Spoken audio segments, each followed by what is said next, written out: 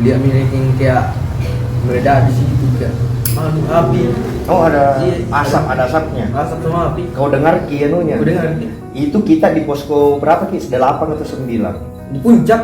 Posko di atasnya nih posko Puncak, 9 iya. dia tanjakan begini lewat. Tidak di puncak nami. Di puncak Di nih. puncak.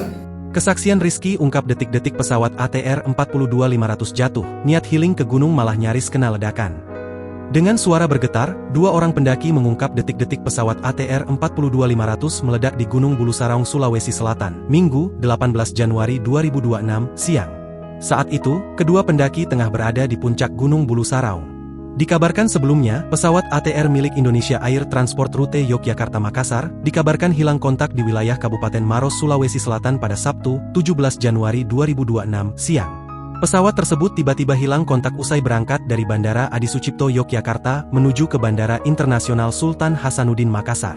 Pesawat hilang kontak saat mendekat ke landasan pacu RW21 Bandara Sultan Hasanuddin pada pukul 11.23 WIB atau 12.23 WITA. Namun saat itu pesawat tidak berada pada jalur pendekatan yang seharusnya sehingga ATC memberi arahan ulang pada pilot.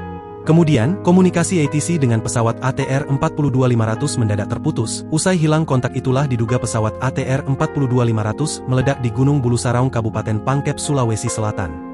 2 orang saksi menceritakan detik-detik pesawat rute Yogyakarta-Makassar itu meledak di gunung. Rizky 20 tahun dan Muslimin 18 tahun, mengungkap detik-detik pesawat melintas di gunung dan tiba-tiba meledak.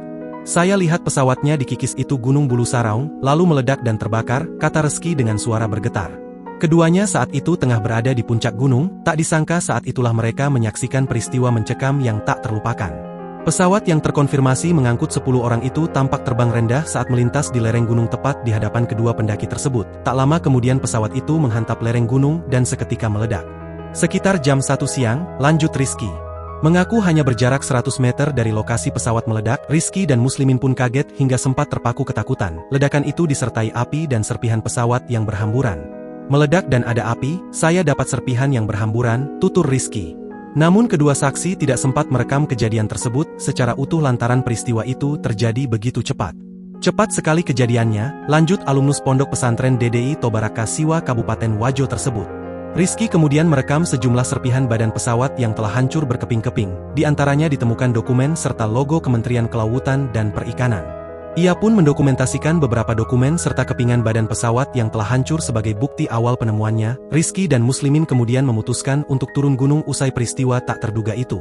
Kedua pendaki kembali ke wilayah Balochi setelah sholat asar dengan membawa kabar duka kecelakaan pesawat di awal tahun 2026 ini.